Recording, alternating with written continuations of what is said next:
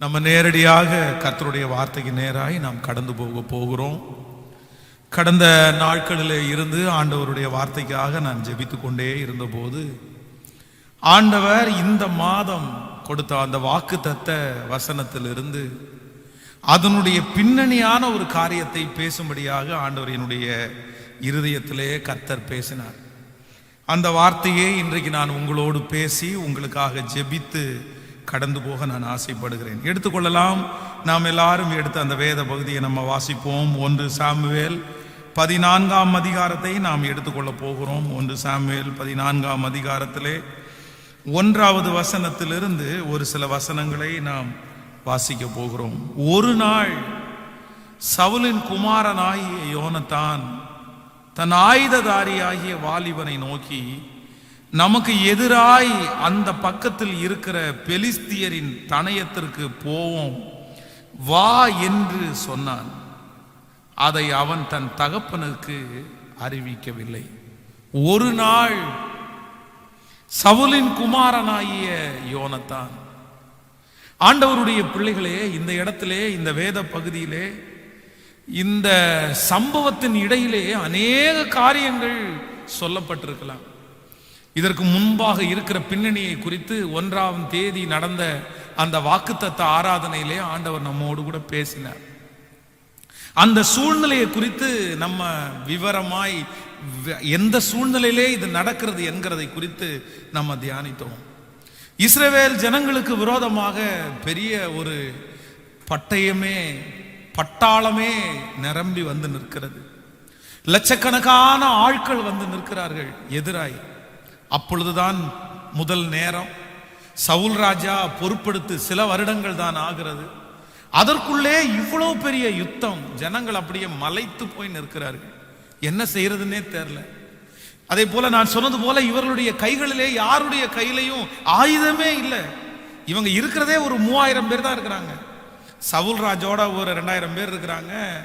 யோனத்தானோட ஒரு 1000 பேர் இருக்காங்க. வெறும் 3000 பேர் தான் இருக்காங்க. இந்த 3000 பேர்ல பட்டயம் இருக்கிறது யார்கிட்டலாம் இருக்கு அப்படின்னா, சவுல் ராஜாவிட்டையும் யோனத்தான்டையும் மட்டும்தான் பட்டயம் இருக்கே தவிர வேற ஆள்கிட்ட பட்டயம் கூட இல்லை. ஆனால் இவர்களுக்கு முன்பாக நிற்கிற அந்த எதிரியினுடைய படை காலாட்கள் மட்டும் அப்படியே திரளாய் மணலத்தனையாய் அப்படின்னு வேதம் சொல்லுது. நிறைய லட்சக்கணக்கான பேர் அப்படி இவர்களுக்கு விரோதமாய் வந்து நிற்கிறார்கள். அப்போ பல நாட்கள் இப்படி ஓடுகிறது. இஸ்ரவேல் ஜனங்கள் பார்த்துட்டே இருக்கிறாங்க. ஒருத்தருக்கு கூட தைரியம் இல்லை. எப்படி போரிட போகிறது? சரி, ஆயுதங்களை போய் தயாரிச்சு ஆயுதத்தை எடுத்து கொண்டு போய் அவர்களோட போராடலாம் அப்படின்னு பார்த்தா ஒரு கொல்லனும் இல்லை அந்த இடத்துல. கொல்லப்பட்டதா இருக்கே தவிர கொல்லன் அத்தனை பேரையும் அந்த பெலிஸ்தியர் ஆட்கள் வந்து பிடிச்சிட்டு போயிட்டாங்க. அதிகமான சம்பளம் கொடுத்து, அதிகமான பணத்தை கொடுத்து, எங்களுக்கு ஆயுதங்களை தயாரிக்கணும், நீங்க வாங்கன்னா அவங்கள வேலையை கூட்டி போயிட்டாங்க. இவங்களுக்கு இப்போ அந்த பட்டயத்தை அடித்து கொடுக்கறது கூட கொல்லன் இல்லை. பட்டயத்தை கூட உருவாக்க முடியாது. ஜனங்கள் பலர் சிதறி போனார்கள். அந்த லட்சக்கணக்கான ஜனங்களை பார்த்த உடனே ஒரு சிலர் போய் குகைகளிலும் மலைகளிலையும் காடுகளிலையும் பல இடங்களிலே ஒளிந்து கொண்டார்கள். கண்டிப்பா இவங்க வருவாங்க, வந்து நம்மளை எல்லாம் பிடிச்சிட்டு போவாங்க, நம்முடைய வீடுகளை எல்லாம் தீக்கிரை ஆக்குவாங்க அப்படின்ற பயத்துல ஜனங்கள் எல்லாருமே வந்து ஒவ்வொருத்தரா ஒளிய ஆரம்பிச்சிட்டாங்க. இவர்களுடைய சமூகத்திலையும் லட்சக்கணக்கான பேர் இருக்கிறாங்க. ஆனா எல்லாருமே போய் ஒளிஞ்சிட்டாங்க. இப்படி நடந்து கொண்டிருக்கிற அந்த சூழ்நிலையில ஒரு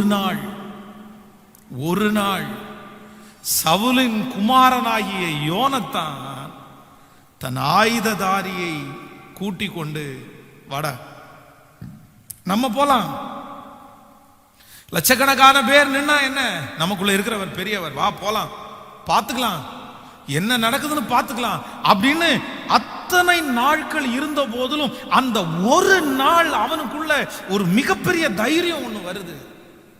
1-2 பார்த்துடலாம், எது அப்படின்னு பார்த்துடலாம். அந்த ஒரு நாள் தான் மிகவும் விலையேற பெற்ற நாள். நான் நம்புறேன், எப்படி அந்த யோனத்தானுடைய வாழ்க்கையிலே அந்த ஒரு நாள் வந்ததோ, அந்த ஒரு நாள் அவனுக்கு ஒரு மிகப்பெரிய மாற்றத்தை கொடுத்தது. அந்த ஒரு நாள் அவனை தைரியசாலியாய் பார்த்தது. அந்த ஒரு நாள் எதிரியை அடியோடு அழிக்கிற நாளாய் மாறினது. கர்த்தர் அவனுக்காக யுத்தம் பண்ணினார். ஜனங்கள் எல்லாம் தட்டி கொடுத்தாங்க. ராஜாவுடைய பையனுடைய அந்த அவனுடைய எண்ணத்துல இப்படிப்பட்ட ஒண்ணு இருக்கும்னு நம்ம நினைக்கல. இவன் இவ்வளவு பலசாலின்னு நமக்கு தெரியாது இல்ல. இவன் எவ்வளவு பெரிய ஆளு அத்தனை பேருடைய பாராட்டுக்கும் உகந்தவனாய் மாறினான். அந்த ஒரே ஒரு நாள் அவனுடைய வாழ்க்கையை தலைகீழாய் புரட்டி போட்டது. இதுவரையிலும் கிடைக்காத மரியாதை, இதுவரையிலும் கிடைக்காத கனம், இதுவரையிலும் கிடைக்காத புகழ்ச்சி எல்லாமே அவனுக்கு வந்து சேர்ந்தது அந்த ஒரு நாள். ஆண்டவர் சொல்றாரு, அந்த ஒரு நாள் யோனத்தானுக்கு வந்தது மட்டுமல்ல, இந்த செய்தியை கேட்டுக்கொண்டிருக்கிற அத்தனை பேருக்கும் கர்த்தர் சொல்லுகிறார், எல்லாருடைய வாழ்விலையும் அந்த ஒரு நாள் வரும். யோனத்தானுடைய வாழ்க்கையிலே அந்த ஒரு நாள் வருமானால் நான் நம்புகிறேன், இன்றைக்கு இந்த செய்தியை கேட்டுக்கொண்டிருக்கிற உங்க ஒவ்வொருத்தருடைய வாழ்க்கையிலையும் ஒரு நாள் வரும். உன் பிள்ளையினுடைய வாழ்க்கையிலே ஒரு நாள் வரும். அன்றைக்கு நீங்க இப்படி இருக்க மாட்டீங்க. நீங்க ஒருவேளை இந்த ஜெபத்துல இருக்கிற நிறைய பேர் நீங்கள் சோர்ந்து போகலாம். பாஸ்டர், இனி எங்க வரப்போகுது? காலம் தாண்டிருச்சு, இனி வராது, இனி வருவதற்கு சாத்தியமே இல்லை. இனி நான் இவ்வளவு வயசானதுக்கு அப்புறமா அந்த நாள் வரப்போகுது, இவ்வளவு இழந்ததுக்கு அப்புறமா அந்த நாள் வரப்போகுது, இவ்வளவு அவமானப்பட்டதுக்கு அப்புறமா அந்த நாள் வரப்போகிறது, இத்தனை பேர் ரிஜெக்ட் பண்ணதுக்கு அப்புறமா எனக்கு வரப்போகுது. இல்லை, ஆண்டவருடைய பிள்ளைகளை நான் நம்புகிறேன், நான் விசுவாசிக்கிறேன். 80 வயதிலே வர முடியுமானால், 90 வயதுல ஒரு மனுஷனுக்கு வர முடியுமானால், இந்த சத்தத்தை கேட்டுக்கொண்டிருக்கிற யாரோ ஒருத்தரிடத்துல கர்த்தர் பேசுகிறார், இல்ல நீ தான் சொல்லிட்டு இருக்கிற இனி எங்க வரப்போகுதுன்னு சொல்லிட்டு இருக்கிற. ஆனா கர்த்தருடைய கரத்தை பிடிச்சு சொல்றார், இல்ல, யோனத்தானுக்கு ஒரு நாள் வருமானால் உனக்கு ஒரு நாள் வரும். அன்றைக்கு கர்த்தர் உன் எதிரிக்கு முன்பாக உன் தலையை உயர்த்துவார். அன்றைக்கு கர்த்தர் உங்களை அலங்கரிப்பார். கர்த்தர் உங்களை அன்றைக்கு ராஜாவாய் நிறுத்துவார். அன்றைக்கு உங்களுடைய கைகளிலே லட்சக்கணக்கான பணங்கள் கர்த்தர் தருவார். அன்றைக்கு இழந்து போன மரியாதை, இழந்து போன அந்த சகல கிருபையும் கர்த்தர் உனக்கு மீண்டும் தருவார். அந்த அபிஷேகத்தை தருவார். அன்றைக்கு அந்த நாள் வரும்போது சகல சொந்தத்தின் மத்தியிலையும் நீங்கள் ஒரு தனி ஆளாய் நீங்கள் நிற்பீர்கள். அந்த நாள் வரும். அவங்களுக்கெல்லாம் வருதில்ல, தீயவனுக்கு வருது, மோசமானவனுக்கு வந்திருக்க, ஆண்டவரை ஏற்றுக்கொள்ளாத ஒருத்தனுக்கு வந்திருக்கு, துன்மார்க்கனான அந்த மனுஷனுக்கு அப்படி ஒரு நாள் வந்திருக்கு. அவனுடைய துன்மார்க்கத்தினுடைய பணம் அவனோடு இந்த பூமியில அழிய போகுது.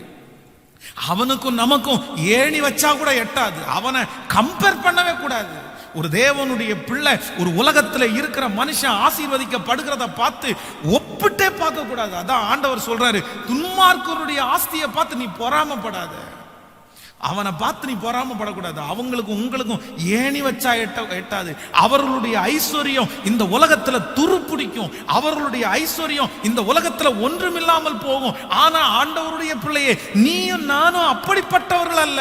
இந்த உலகத்திலே ஐஸ்வர்யம் மற்றவர்களா இருந்தாலும் பரலோகம் நமக்காக இருக்கிறது. கைவேலை இல்லால் கட்டப்பட்ட வீடு. இங்க கண்ணை மூடனா அங்க போய் கண்ணை திறப்போம். அங்க நடக்கிறது தங்கத்துல நடப்போம். அங்கே நமக்காக சகலவும் ஆயத்தப்பட்டிருக்கிறது. சோ அதனால இந்த வாழ்க்கையில அவன் உயர்றான் அப்படின்றதுக்காக ஆண்டவருடைய பிள்ளைகள் வருத்தப்படக்கூடாது. அவன், நான் நம்புறேன் இந்த வேதத்தை வாசிக்கும் போது, ஆனா அப்படிப்பட்ட ஒரு மனுஷனுக்கு இந்த உலகத்துல ஒரு காலம் வரும், ஒரு நாள் வருமானால் ஆண்டவரையே நம்பி, ஆண்டவரையே சார்ந்து, அவரை தேடி, அவர் சமூகத்துல விழுந்து கிடக்கிற உங்களுக்கு வராதா ஒரு நாள்? உங்களுக்கு எதிரியா இருக்கிறவன், விக்கிரக ஆராதனைக்காரன், அவனுக்கே ஒரு நாள் வருமானால், ஹல்லேலூயா, உங்களுக்கு விரோதமாய் பேசி, உங்களை குறித்து குறைவாய் மதிப்பு போட்டு, உங்களை குறித்து 10 பேரிடத்துல போய் சொல்லி, அவனுக்கே உன் கண்ணுக்கு முன்னாடி ஒரு காலம் வரும்னா, ஆண்டவருடைய பிள்ளையே, உனக்கு ஒரு காலம் வராதா? பரிசுத்த ஆவியானவர் இன்றைக்கு உன்னை விசுவாசத்தை தட்டி எழுப்பி உன்னை தைரியப்படுத்தி கர்த்தர் சொல்லுகிறார், இல்லை, உனக்கும் ஒரு நாள் வரும் மகளே, உனக்கும் ஒரு நாள் வரும் மகனே, உன் பிள்ளைக்கு ஒரு நாள் வரும். அன்றைக்கு ஆண்டவர் சகலவற்றையும் உன்னுடைய கரங்களுக்கு கீழாக கொண்டு வருவார். அந்த ஒரு நாள் வரும்போது பாத்தீங்க அப்படின்னா எல்லாமே அப்படியே ஆயத்தமாய் எல்லாமே நடக்கும், நடந்துட்டே இருக்கும். அப்படியே காரியங்கள் எல்லாம் கைகூடி வர்றதை நீங்க பாப்பீங்க. எல்லாமே உங்களுக்கு கைகூடி வரும். 10 வருஷமா இருந்த தடை, 20 வருஷமா இருந்த தடை, 50 வருஷமா இருந்த தடை, இதுவரைக்கும் முயற்சி எடுத்திருப்பீங்க, அது நடந்திருக்காது. இதுவரைக்கும் ஓடி இருப்பீங்க, ஜெயிச்சிருக்க மாட்டீங்க. இதுவரைக்கும் என்னென்னமோ பண்ணிருப்பீங்க, ஆனா அந்த காரியம் தடை அது வராது, அது இனி நடக்காது அப்படின்னு நீங்க தூக்கி போட்டிருப்பீங்க, நீங்க அதை மறந்திருப்பீங்க. ஆனா நான் நம்புறேன், ஆண்டவர் ஒரு நாள் வரும், அந்த நாளில் சகலத்தையும் அப்படியே கைகூடி வர பண்ணுவார். எல்லாம் அப்படியே கைகூடி வரும். நீங்க நினைச்சிருக்க மாட்டீங்க. அது அவர் ஒருத்தர் கொண்டு கொடுப்பாரு, இவர் ஒருத்தர் கொண்டு கொடுப்பாரு, இங்கே இருந்து வரும், அங்க இருந்து வரும். அப்பதான் நீங்க நினைப்பீங்க, இவங்க இத்தனை நாள் எங்க இருந்தாங்க, இத்தனை நாள் எங்க போயிருச்சு, இத்தனை நாள் தேடி கிடக்கலையே. ஆண்டவர் மட்டும் அந்த ஒரு நாளை உங்களுடைய வாழ்க்கையிலே கட்டளை இடுவாரேயானால் நான் விசுவாசிக்கிறேன், நான் நம்புகிறேன். அந்த ஒரு நாள் வரும்போது ஹல்லேலூயா, சகல காரியத்தையும், இத்தனை ஆண்டுகளும் தடையா இருக்கிற காரியத்தையும் கர்த்தர், நான் நம்புகிறேன், கைகூடி வர பண்ணுவார், கைகூடி வர பண்ணுவார், கைகூடி வர பண்ணுவார், கைகூடி வர பண்ணுவார். அந்த நாள் வரும். கைகளை உயர்த்தி சொல்லுங்கள், அந்த நாள் வரப்போகிறதற்காய் ஒரு நாள் வரும், ஒரு நாள் வரும், ஒரு நாள் வரும். நீங்க இப்படியே இருப்பதில்லை, நீங்க இப்படியே இருக்க மாட்டீங்க. ஒருவேளை நீங்க நினைக்கலாம், நான் இப்படியே இருந்துருவேனோ, என் வேலையில நான் இப்படியே இருந்துருவேனோ, என் வருமானத்துல நான் இப்படியே இருந்துருவேனோ, என் காலம் முழுசு நான் இப்படியே இருந்துருவேனோ, என் புள்ள இப்படியே இருந்துருவோமோ அப்படின்னு உங்களுடைய மனசுல ஆயிரக்கணக்கான எண்ணங்கள் ஓடிக்கொண்டிருக்கலாம். நான் இப்படியே இருந்து இப்படியே செத்துருவோம் போல தெரியுது, இப்படியே குழிக்குள்ள போவேன் போல தெரியுது, நான் நன்மையை பார்க்க மாட்டேன் போல தெரியுது. இல்ல இல்ல இல்ல, கர்த்தர் தான் சொல்றாரு, இல்ல, ஒரு நாள் அழுகிற உங்களுக்கு ஒரு நாள் வரும், நீங்க சிரிப்பீங்க. அழுகிற நீங்க இன்னைக்கு அழுதுட்டே இருக்கிறீங்க. அதான் நீங்க நம்ம வாசிக்கும் போது வேதம் ரொம்ப அழகா சொல்லுது, அப்படி இல்ல, அழுகிறதுக்கு ஒரு காலம் உண்டா, சிரிக்கிறதுக்கு ஒரு காலம் உண்டு, சிரிக்கிறதுக்கு ஒரு காலம் உண்டு. இன்றைக்கு ஒருவேளை வெறுங்கையா இருக்கிற காலமா இருக்கலாம், ஆனா நான் நம்புறேன் ஒரு நாள் வரும், இன்னைக்கு வெறுங்கையா இருக்கிறவனுடைய கரம் அப்படியே நிரம்பி வழிகிற ஒரு பாத்திரமா ஆண்டவர் மாற்றுவதற்கு ஒரு காலம் வரும், காலம் வரும். இன்றைக்கு ஒருவேளை வியாதியோட நீங்க இருக்கலாம், ஐயோ இந்த வியாதினால இவ்வளவு கஷ்டப்படுறேனே. நான் நம்புறேன் நீங்க சுகமா இருக்கிறதுக்கு ஒரு நாள் வரும். நீங்கள் இன்றைக்கு அவமானமாய் ஃபீல் பண்ணலாம், எங்க போனாலும் அவமானமா இருக்கலாம், ஆனா கர்த்தர் சொல்லுகிறார், இல்ல, ஒரு நாள் வரும், நீ அவமானப்படுறதுக்கா இல்ல, நீ சாட்சியாய் நீ அப்படியே நிற்கக்கூடிய ஒரு நாளை கர்த்தர் கட்டளை. இன்னைக்கு யாரை பார்த்தாலும் எதிர்பார்க்கிற ஒரு காலையா இருக்கலாம், அவங்க செய்வாங்களா, இவங்க செய்வாங்களா, இவங்க பண்ணுவாங்களா, இல்ல, ஆனா கர்த்தர் சொல்றார், ஒரு நாள் வரும், நீ அநேகருக்கு கொடுக்கிற ஒரு நாள் உன்னுடைய வாழ்க்கையிலே வரும், ஒரு நாள் வரும். ஒரு நல்ல ஒரு தேவனுடைய மனுஷன். இப்பெல்லாம் நம்ம இந்த பைபிள் கையில இருக்கிற பைபிளை சுமக்கிறதுக்கே நிறைய பேர் நம்ம கஷ்டப்படுறோம். இந்த பைபிளை சுமக்கிறதுக்கு நிறைய பேருக்கு பிடிக்கல. அதுவும் இப்போ இருக்கிற ஜெனரேஷன்ல இருக்கிற நிறைய வாலிப தம்பிங்க தங்கச்சிங்க பைபிளை கையில எடுக்கிறதே இல்லை. ஆலயத்துக்கு போனா கூட நிறைய தம்பிங்க பைபிள் எடுத்துட்டு போக மாட்டாங்க. நிறைய பேருக்கு வெட்கம். ஃப்ரெண்டு பார்த்தா, நண்பன் பார்த்தா பைபிளை தூக்கிட்டு போனா என்ன நினைப்பான்? நான் சொல்றேன், ஆண்டவருடைய வேதத்தை தூக்குறதுக்கு எப்படி இது நான் புத்தகத்துக்கு மதிப்பு கொடுக்கறது இல்லை, கர்த்தரை கனப்படுறது, கர்த்தருடைய வார்த்தை அல்லவா. அதனால நிறைய பேர் பைபிளை தூக்குறதுக்கு பார்த்தீங்கன்னா அவ்வளோ அவங்களுக்கு வெட்கம், பைபிளை எடுத்துட்டு போக மாட்டாங்க. அதை எடுத்துட்டு போனா கிறிஸ்தவன், ஏன் கிறிஸ்தவம் என்கிறது என்ன நினைச்சீங்க? அவங்களுக்கு முன்பாக தாழ்ந்து போறதா? உலகத்திலே இருக்கிறதுலே எத்தனையோ மார்க்கங்கள் இருக்கலாம், எத்தனையோ மதங்கள் இருக்கலாம். நான் சொல்றேன், மார்க்கங்களுக்கு மதங்களுக்கு அப்பாற்பட்ட ஒரு உண்மையுள்ள தெய்வம் தான் நம்ம ஆராதிக்கிற ஆண்டவர். அதனால பைபிளை தூக்குறதுக்கெல்லாம் ஒருத்தரும் வெட்கப்படவே கூடாது, வெட்கப்படவே கூடாது. ஆனா ஒரு போதகர் ஒரு பெரிய பைபிள், அதனுடைய வெயிட் மட்டும் 8 கிலோ, அந்த பைபிளை தான் அவர் தூக்குவாராம். அது பல ஆண்டுகள் எங்க ஊழியத்துக்கு போனாலும் அவ்வளோ பெரிய பைபிளை தூக்கிட்டு போவாராம். ஊர்ல இருக்கிற நிறைய பேர் கிண்டல் பண்ணுவாங்களாம். அவருக்கு பேரே வச்சுட்டாங்க, அந்த பெரிய புத்தகத்தை சுமந்துட்டு வருவாரே அவர் தானே, அந்த பெரிய புத்தகத்தை சுமந்துட்டு வருவார் அவர் தானே. ஆனா அவர் வெட்கவே பட மாட்டாராமா. எங்க ஊழியத்துக்கு போனாலும் அவ்வளோ பெரிய பைபிளை தூக்கிட்டு போயிட்டே இருப்பாரு. அப்போ ஒரு நாள் அவர் ஒரு டீ கடையில் டீ குடிச்சிட்டு இருக்கும்போது ஜன்னல் வழியாக ஒரு ஃபாரினர், ஒரு லேடி ஒருத்தங்க வந்து அவர் டீ குடிச்சிட்டு இருக்கிறத பார்த்தாங்க. இவர் பார்க்கிறார், டீ குடிச்சிட்டு இருக்கிறவர் பார்க்கிறார். அங்கிருந்து பார்க்குறாங்க, ஜன்னல்ல இருந்து பார்த்து கை காமிக்கிறாங்க, இங்க வாங்க அப்படின்னு கை காமிச்சார். உடனே இந்த பைபிளை தூக்குறவர் தன்னுடைய வேதாகமத்தை தூக்கிட்டு அவங்க வீட்டுக்கு போறார். உட்கார சொன்னாங்க, ஒரு ப்ரேயர் பண்ண சொன்னாங்க. சொல்லிட்டு சொன்னாங்க, இவ்வளோ பெரிய பைபிள் இவ்வளோ வெயிட்டா இருக்குது, இது தூக்குறதுக்கு உங்களுக்கு கஷ்டமா இல்லையான்னு கேட்டிருக்காரு. ஐயோ என்ன சொல்றீங்க, இதை தூக்குறதுக்கு எனக்கு ஒரு கஷ்டமும் இல்லை, ஆண்டவர் எனக்கு நிறைய பலன் கொடுக்குறாரு, சாகுற வரைக்கும் நான் இதை தூக்குவேன். உடனே அவங்க இரண்டாவது கேட்டிருக்காங்க, சரி எத்தனை வருஷமா இந்த பைபிளை தூக்கிட்டு இருக்கிறீங்க, எத்தனை வருஷமா தூக்கிட்டு இருக்கிறீங்க? அவர் சொன்னாரு, கிட்டத்தட்ட ஒரு 12 வருஷம் இருக்கும், 12 வருஷமா இந்த பைபிளை தூக்கிட்டு இருப்பேன். வீட்டுக்குள்ள போனாங்க, அவங்களுடைய பீரோவை திறந்து ஒரு செக்கு, அந்த செக்கை எழுதி அவருடைய கையில கொடுத்தாங்க. இது உங்களுக்கு ஒரு காணிக்கையா வச்சுக்கங்க அப்படின்னு கொடுத்தாங்க. அவர் அந்த செக்கை வாங்கி பார்த்தா 12 லட்சம், 12 லட்சம் ரூபாய்.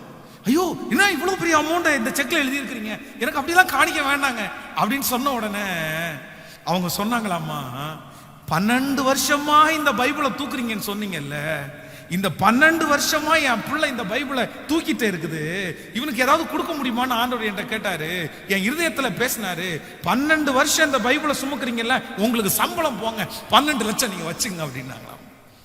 நான் என்ன நம்புறேன் அப்படின்னா, இன்றைக்கு ஒருவேளை நிறைய பேருடைய பார்வைக்கு உங்களுடைய கண்ணீர், உங்களுடைய ஜெபம், உங்களுடைய உபவாசம் நக்கலா கிண்டலா தெரியலாம், உங்களுடைய ஊழியம் கிண்டலா தெரியலாம், நீங்க ஆண்டவருக்காக காண்பிக்கிற பக்தி வைராக்கியம் கிண்டலா உங்களுக்கு தெரியலாம். அதை வச்சு அவங்க கேலி பண்ணலாம், என்ன நீ பெரிய ஆளா, நீ வானத்திலிருந்து குதிச்சியா, நீ ஃபாதரா, நீ அப்படியெல்லாம் இருந்துருவியா, என்னென்னமோ உங்களை பார்த்து சொல்லலாம். நீ அழாம கண்ணை மூடிட்டு, நீ அழுத உடனே என்ன நடக்குது, நீ ஒப்பாரி வச்ச உடனே என்ன நடக்குது, அப்படியெல்லாம் உங்களை காயப்படுத்துகிற அந்த நபர், நான் நம்புறேன் ஒரு நாள் வரும், ஒரு நாள் வரும், நீ தேவ சமூகத்துல நீங்க வடிச்ச கண்ணீருக்கு பதில் வரும், ஒரு நாள் வரும். அன்னைக்கு உங்க ஜபத்தினாலதான் உங்க குடும்பம் நடக்குதுன்னு அவங்க சொல்லுவாங்க. ஒரு நாள் வரும், நீங்க அத்தனை நாட்களும் பட்ட பாடுகள் பக்தி வைராக்கியத்திற்கு நான் சொல்றேன், ஆண்டவரே உங்களை கனப்படுத்தி ரிவார்டு கொடுத்து, இத்தனை வருஷம் எனக்காக இப்படி செய்தியே, நான் உனக்காக பண்ணுவேன்னு கர்த்தர் சொல்லுகிற ஒரு நாள் வரும்னு நான் நம்புறேன். விசுவாசிக்கிறவங்க கரங்களை உயர்த்தி ஒரு ஹல்லேலூயா சொல்லு. எனக்கு என்னன்னா, சிலுவையில இருக்கிற கள்ளன், அவனுக்கு அப்படிப்பட்ட ஒரு சூழ்நிலை, அப்படிப்பட்ட ஒரு நாள் வரும்னு அவன் நினைக்கல.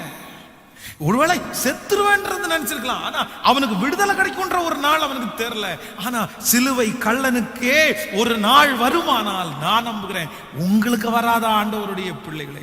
சிம்சோன் பாவத்தை செய்து தள்ளப்பட்டு எல்லாராலும் புறக்கணிக்கப்பட்டு கண்கள் பிடுங்கப்பட்டு தன்னுடைய பலனெல்லாம் இழந்து போய் இப்பொழுது அவனை வேடிக்கை காண்பிக்கிற பொருளாய் கொண்டு வந்து முன்பாக நிற்கிறார்கள். ஒரு பக்கத்துல இருக்கிறவர்கள் அவனை பார்த்து கிண்டல் பண்றாங்க, இன்னொரு பக்கத்துல இருக்கிறவங்க அவனை பார்த்து பரிதாபப்படுறாங்க. ஐயோ பாவம், எல்லாத்தையும் இழந்துட்டானே, பலத்தை இழந்துட்டான், கண்ணை இழந்துட்டான், இவ்வளோ பராக்கிரமசாலியான பையன் ஒன்னும் இல்லாம போயிட்டானேன்னு எல்லாரும் அவன் மேல பரிதாபப்படும் போது ஒரு நாள் வந்தது, ஒரு நாள் வந்தது.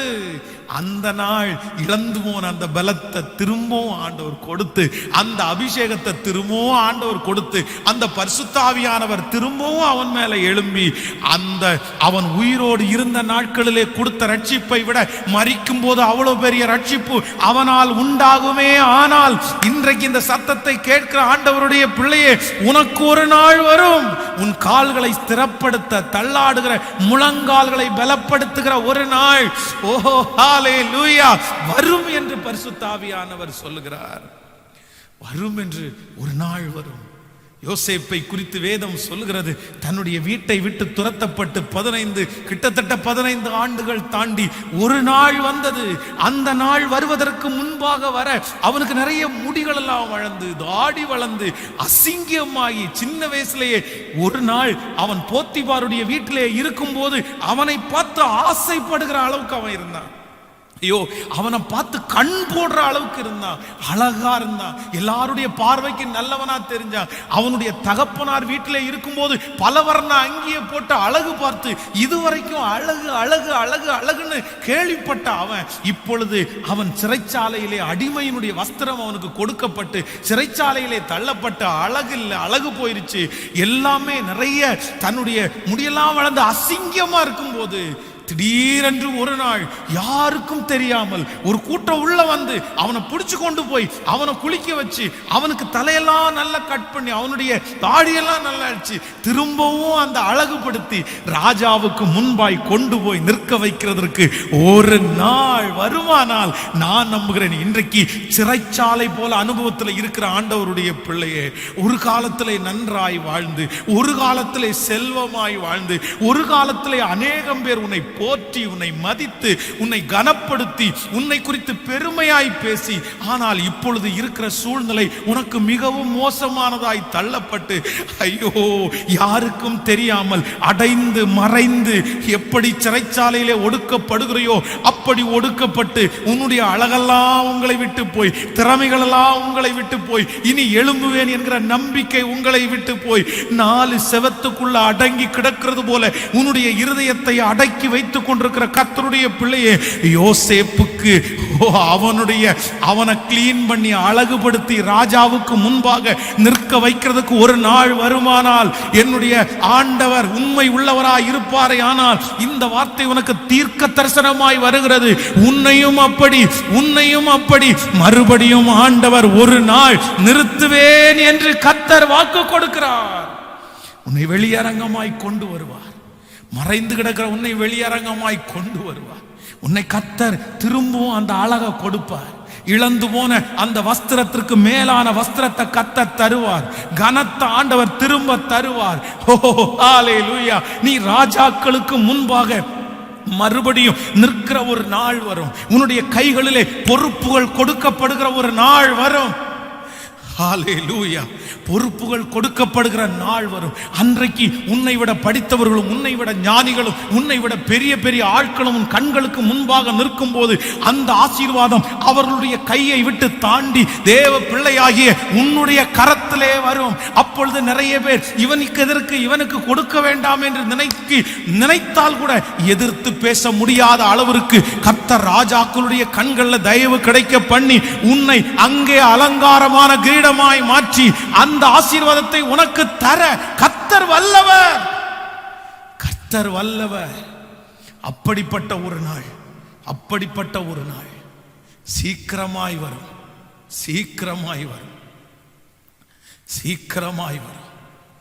38 வருடம் நம்பிக்கையை இழக்கவில்லை. ஹெல்ப் பண்றதற்கு யாருமே இல்லை.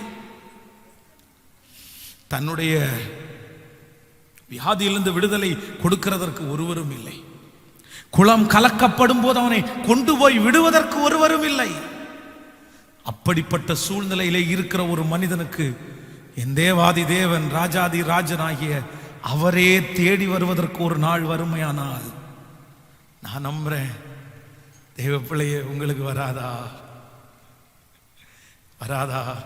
கையை உயர்த்தி சொல்லுங்க, நான் நம்புறேன். அழுது கொண்டே சொல்லுங்க, நான் நம்புறேன். நீ பரிசுத்தமாய் வாழ வாஞ்சிக்கிறாய் அல்லவா? ஒரு நாள் வரும். ரத்தல சந்தனோரோபா, ஒரு நாள் வரும். சொல்லுங்க, ஆண்டவருக்கு நன்றி சொல்லுங்க. கையை உயர்த்தி நான் நம்புறேன்னு. நான் நம்புறேன். எத்தனை பேர் வீடுகள் இருந்து கேட்குறீங்க, எத்தனை பேர் எங்கிருந்து கேட்குறீங்கன்னு தெரியல.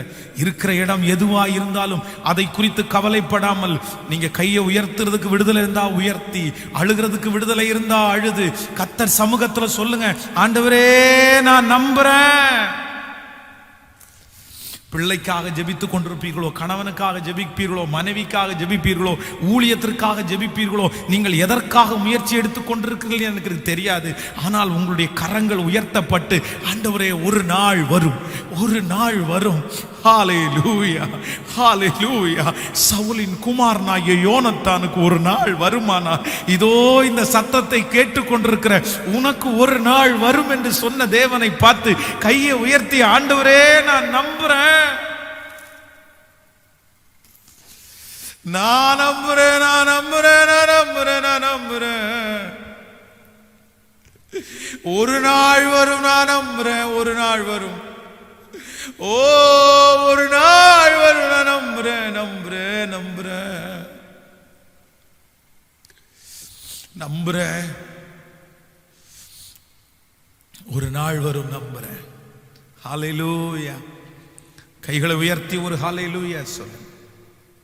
இந்த வார்த்தைகள் எல்லாம் நான் தியானித்துக் கொண்டிருக்கும் போது ஆண்டவர் அந்த நாள் எப்போ வரும், அந்த நாள் வருவதற்காக ஒரு தேவனுடைய பிள்ளை எதையெல்லாம் நீங்க தாண்டி வரணும். ஆண்டவர் நினைக்கிற, ஆண்டவர் கனப்படுத்துகிற, ஆண்டவர் உயர்த்துகிற ஒரு நாள் வரும் இல்ல, அந்த நாள் வர்றதற்கு முன்னாடி சிலதெல்லாம் நீங்க தாண்டி வர வேண்டியது இருக்கிறது. அதை தாண்டி நீங்க வந்தாதான் அந்த நாளை நீங்க அடைய முடியும். ஆனா சிலர் என்ன பண்ணுவாங்கன்னா, அந்த மாதிரி ஒரு சூழ்நிலைக்குள்ள ஆண்டவர் நடத்தும் போது அந்த சூழ்நிலையில இருக்க முடியாம அவங்க அந்த நாளை அவங்க அடைய முடியாம போகுது.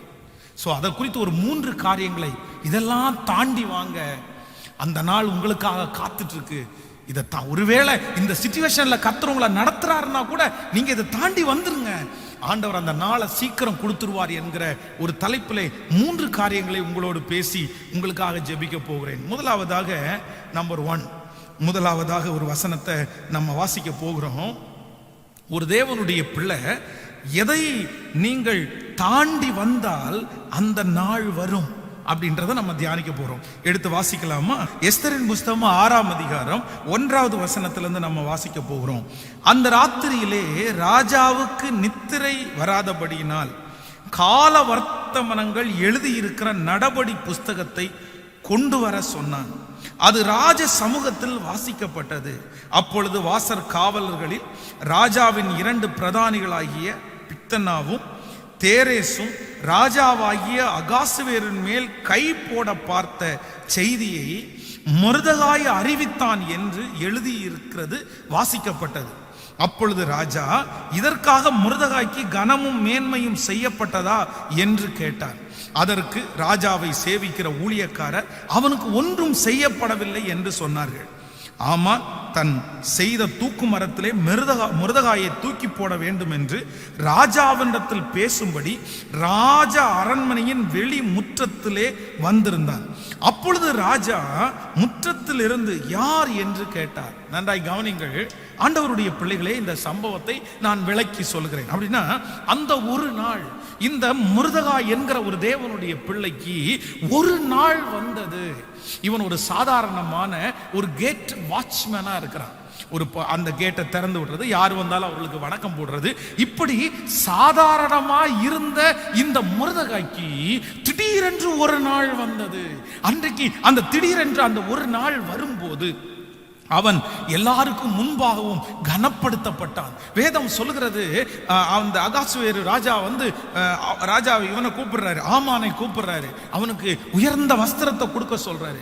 அவனுடைய மோதிரத்தை அவனுக்காக கலட்டி போடுறாரு. அவனை குதிரையின் மேல ஏறி உட்கார சொல்லி எல்லாரும் தெண்டலிட்டு பணிங்க அப்படின்னு சொல்றாரு. அதுவும் சாதாரணமான ஆசீர்வாதம் அல்ல. எவன் இவனுக்காக தூக்கு மரத்தை நாட்டினானோ, இந்த மொர்தெகாய் அவன் மேல பொறாமைப்பட்டு ஆமான் என்கிறவன் தனக்கு இருக்கிற அதிகாரத்தின்படி இந்த மொர்தெகாயை தூக்கிலிடணும்னு நினைக்கிறான். இன்னும் சொல்ல போனா பைபிள் சொல்லுது, மொர்தெகாயின் பேரில் மட்டும் கை போடுவது அவனுக்கு அற்ப காரியமா இருந்துச்சாமா. அப்படின்னா ஒரு சாதாரணமான ஒரு மனுஷனா கூட மொர்தெகாயை ஆமான் மதிக்கவே இல்லை, துச்சமா எடை போட்டான். ஒன்ன மட்டும் கொல்லக்கூடாதுடா, உன் வம்சத்தில் இருக்கிற அத்தனை பேரும் கொல்லணும். நீ என்ன ஒரு சின்ன பையன் அப்படின்ற அளவுக்கு அவனை ரொம்ப தரைக்குறவாய் மட்டமாய் பார்த்தான் ஆமான்.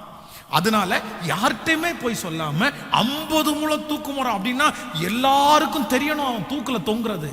அவனை அவமானப்படுத்தணும்னு ஆமான் ஒரு பெரிய திட்டம் போடுகிறான். ஆனா எந்த நாளிலே ஆமான் மொர்தெகாயை தூக்குல போடணும்னு அவன் நியமிச்சிருந்தானோ, ஆனா காரியம் மாறுதலாம் முடிஞ்சு அந்த நாள் சகல ஜனத்திற்கு முன்பாகவும் இவனை பணிங்கன்னு ஆமானே சொல்ற அளவிற்கு அந்த ஒரு நாளை ஆண்டவர் கட்டளையிட்டார். அந்த ஒரு நாள் வந்தது. அப்போ நான் நம்பினேன், அந்த நாள் வர்றதற்கு இந்த மொர்தெகாய்ட்ட என்ன இருந்துச்சு? அப்படிப்பட்ட ஒரு நாள் வரும்னு அவன் நினைக்கவே இல்லை. அப்படிப்பட்ட ஒரு நாள் வருன்றதற்காக அவன் எதையுமே செய்யவே இல்லை. அவனுடைய கனவுல கூட அப்படிப்பட்ட ஒரு நாளை நினைக்கல. ஆனா அந்த நாள் வந்துருச்சு. அவ்வளோ பெரிய சந்தோஷம். நான் நம்புறேன், அந்த காரியத்தை அந்த ஒரு நாள் அவனுடைய வாழ்க்கையிலே வருவதற்கு நான் அறிந்து கொண்ட சத்தியம் என்னன்னா, புறக்கணிப்புகளை தாண்டி வந்தான். நம்பர் 1, முதலாவதாக புறக்கணிப்புகளை தாண்டி வா, அந்த ஒரு நாள் வந்துடும். எப்படின்னா, இந்த இடத்துல வேதம் சொல்கிறது, ஏற்கனவே ராஜாவுடைய பிரதானிகளிலே 2 பேர் அகாசுவேரு ராஜாவை கொல்றதற்காக பிளான் போடுறாங்க. பிரதானிகள்ல 2 பேர். பொதுவாக ஒரு இடத்துல வேலை பார்க்கறோம் அப்படின்னு சொன்னா, நம்ம சாதாரணமான வேலை செய்வோம் வைங்களேன். இதுக்கு முன்னாடி பெரிய போஸ்ட்ல இருக்கிறவங்க ஏதாவது மெயின் ஆபீஸுக்கு விரோதமா ஏதாவது ஒன்று பண்ணாங்கன்னு வைங்களேன், அப்போ நம்ம நிறைய பேர் கண்டும் காணாம தான் அது போகணும் அப்படின்னு சொல்லுவாங்க. ஏன்னா இவங்க இருக்கிறவங்க பெரிய ஆட்கள். இந்த பெரிய ஆட்கள் இந்த ஓனருக்கு விரோதமாய் பண்ற துரோகத்தை அவ்வளவு சீக்கிரமா ஓனர்கிட்ட நம்ம எடுத்துக்கொண்டு போக முடியாது.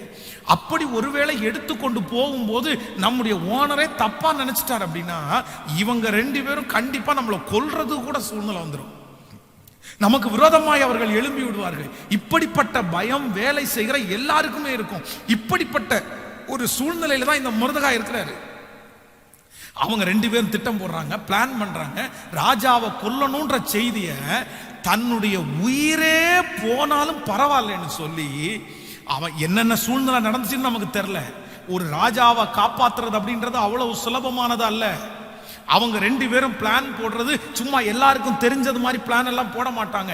ஆனா அந்த பிளானை கண்டுபிடிச்சு ராஜாவை காப்பாத்தி, அந்த 2 மனுஷங்க ராஜா மேல கை போடாத, ராஜாவை கொல்லாம பத்திரப்படுத்தினான். அது கரெக்டா யார் பத்திரப்படுத்தினா, யார் கொல்ல வந்தா எல்லாத்தையுமே புஸ்தகத்துல எழுதிட்டாங்க. ஆனா இந்த மொர்தெகாய்க்கு ஒன்றுமே கொடுக்கப்படல. இவன் செய்த காரியம் சாதாரணமானதல்ல. ராஜாவை காப்பாத்தினான். ராஜாவை காப்பாத்தினான். சாதாரணமான ஒரு மனுஷன் இல்லைன்னா ஒரு சிப்பாய், அங்கே இருக்கிற ஒரு தலைவன், யாராவது ஒருத்தர் இப்படி ராஜாவை காப்பாத்தி இருந்தா அவனுக்கு எவ்வளவு பெரிய கனம் கிடைச்சிருக்கும், எவ்வளவு பெரிய பரிசு கொடுத்திருப்பாங்க, அவனுக்கு எவ்வளவு பெரிய போஸ்ட் கிடைச்சிருக்கும். ஆனா இந்த மொர்தெகாய்க்கு எதுவுமே கொடுக்கப்படல. உள்ளுக்குள்ள என்ன பாலிடிக்ஸ் நடந்துச்சுன்னு தெரியாது. மொர்தெகாய, இவ்வளோ பெரிய காரியத்தை செய்த மொர்தெகாய புறக்கணிச்சு தள்ளிட்டாங்க, புறக்கணிச்சு தள்ளிட்டாங்க. ஆனா நம்மளா இருந்தா தொடர்ந்து அந்த மாதிரி வேலையை எப்படி செஞ்சிருப்போம்? நமக்கு மனசே இருந்திருக்காது. சே, இவ்வளோ பெரிய காரியத்தை நம்ம பண்ணி இப்படி நம்மளை புறக்கணிச்சிட்டாங்களே. நமக்கு ஒரு சின்ன அவார்டு கூட கொடுக்கல, சின்ன ஒரு கைத்தட்டல் கூட கொடுக்கல, ஒரு வார்த்தை தேங்க்ஸ் சொன்னாங்களா? ஒரு வார்த்தை நல்லா இருக்குன்னு சொன்னாங்களா? இன்றைக்கு இந்த ஜெபத்தில் இருக்கிற நிறைய ஆண்டவருடைய பிள்ளைகள், ஒருவேளை நீங்கள் புறக்கணிப்பின் பாதையிலே நீங்கள் கடந்து வரலாம். உங்களை புறக்கணிக்கலாம். நீங்கள் செய்தது பெருசு, உங்க உயிரையே தியாகம் பண்ணி நீங்க செஞ்சீங்க. ஆனா அது ஏற்றுக்கொள்ளப்படலை, ஏற்றுக்கொள்ளப்படலை. நீங்க உங்களை வருந்தி தான் அந்த காரியத்தை செஞ்சீங்க. ஆனா செய்யற வரைக்கும் எல்லாரும் நல்லா இருந்துட்டு அந்த காரியம் முடிஞ்சதுக்கு அப்புறம் உங்களுக்கு ஒரு கைத்தட்டு கூட கிடைக்கல. ரிஜெக்ஷன், ரிஜெக்ட் பண்ணதான் மிச்சம். அவ்வளவு பெரிய காரியத்தை செய்து உங்களுக்கு கனம் கிடைக்கும்னு நினைச்ச இடத்துல இல்ல உங்களுக்கு ரிஜெக்ஷன் தான் வந்துருச்சு. ஆனா பரிசுத்த ஆவியானவர் இன்றைக்கு உங்களோடு பேசுகிறார். மகனே மகளே, நீ அந்த புறக்கணிப்புகளை தாண்டி வா. மொர்தெகாய்க்கு ஒரு நாள் வரும், அவனை கனப்படுத்தினது போல ஆண்டவர் சொல்லுகிறார், இந்த புறக்கணிப்புகளை தாண்டி வா.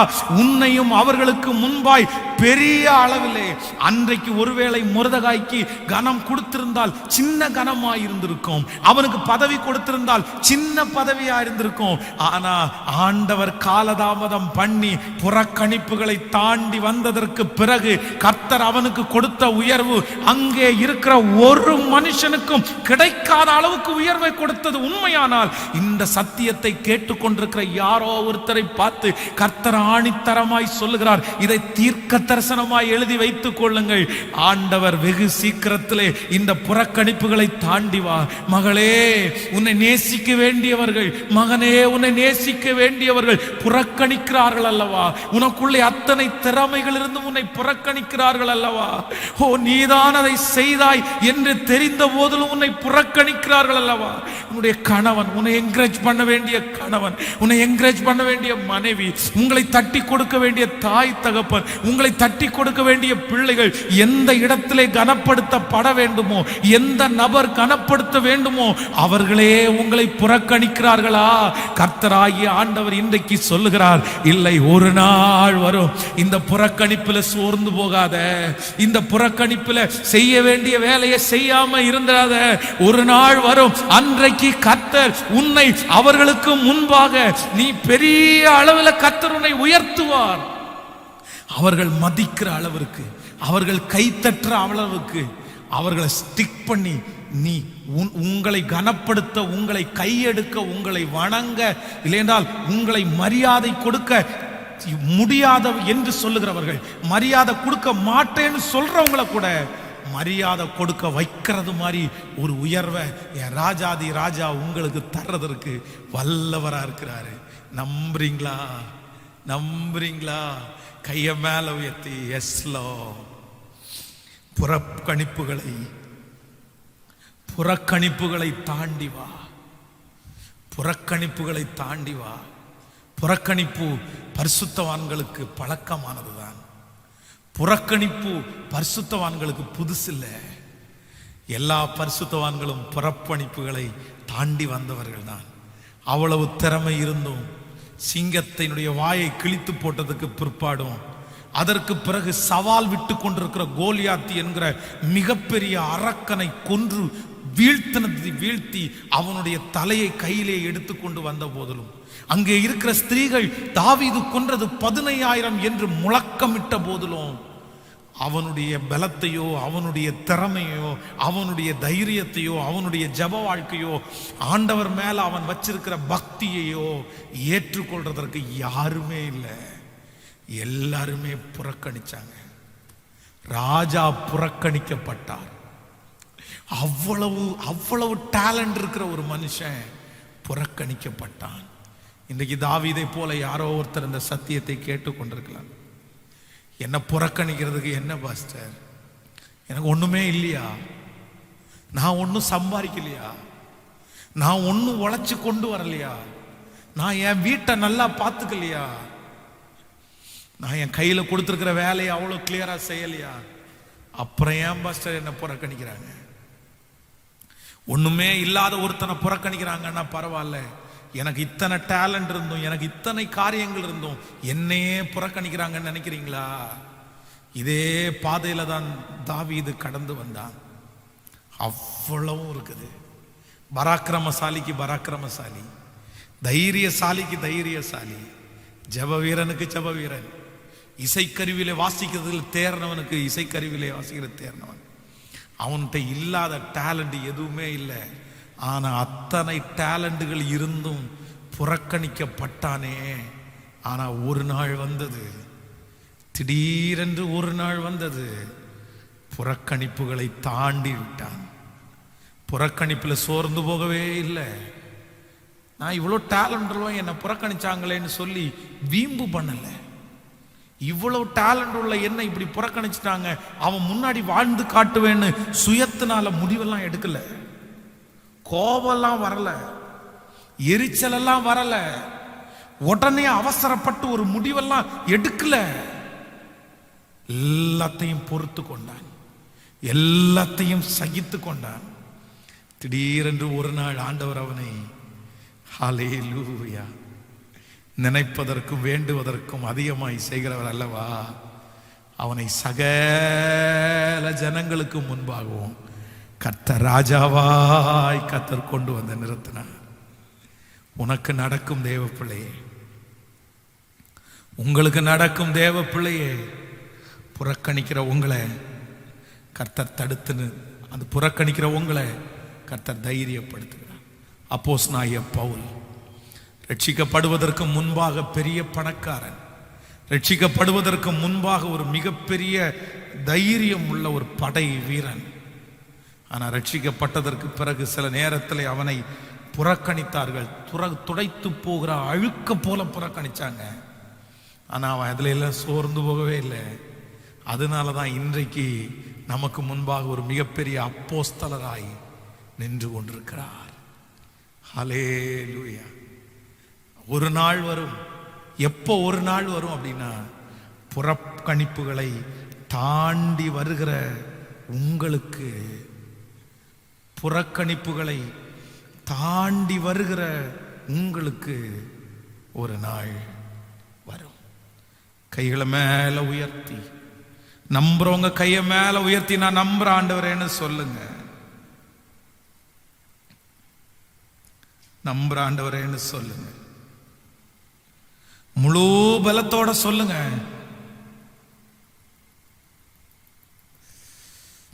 சொல்லுங்க.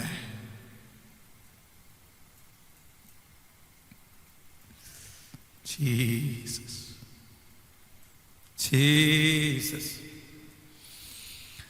அவமானம் நிந்தை எல்லாம் அனுதின உணவு போல, அவமானம் நிந்தை எல்லாம் அனுதின உணவு போல, பழி சொல் எதிர்ப்பு எல்லாம் பலந்தரும் ஊட்டச்சத்து, பழி சொல் எதிர்ப்பு எல்லாம் பலந்தரும் ஊட்டச்சத்து. தொடர்ந்து விட்டு விடாதே, ஜெபம் செய்வது நீ மறந்து விடாதே. தொடர்ந்து ஓடு, விட்டு விடாதே, ஜெபம் செய்வது நீ மறந்து விடாதே. ஒரு நாளும் வீணாகாது. நான் ஓடும் நான் செய்யும் ஜெபம் அது ஒரு நாளும் வீணாகாது, ஒரு நாளும் வீணாகாது. தொடர்ந்து விட்டு விடாதே, ஜெபம் செய்வது நீ மறந்து விடாதே. தொடர்ந்து ஓடு, விட்டு விடாதே, பணி செய்வதை மறந்து விடாதே. ரிஜெக்ஷன், புறக்கணிப்புகளை தாண்டி வா. நான் நம்புற ஆண்டவருடைய பிள்ளைகளே, இன்றைக்கு இந்த பலிபீடத்தில் நிற்கும் போது ஆண்டவருக்கு நான் ரொம்ப நன்றி சொல்றேன். இன்னைக்கு தமிழ்நாட்டில், இந்தியாவில், இன்னும் சொல்ல போனால் பல நாடுகளில் என்னை ஏற்றுக்கொள்வதற்கென்று ஆண்டவர் நிறைய நண்பர்களையும் நிறைய சொந்தங்களையும் கர்த்தர் தந்திருக்கிறார். நான் யாருன்னே தெரியாது, என் படிப்பு தெரியாது, ஆனால் ஏற்றுக்கொள்றதுக்கு நிறைய சொந்தங்களை தந்திருக்கிறார்.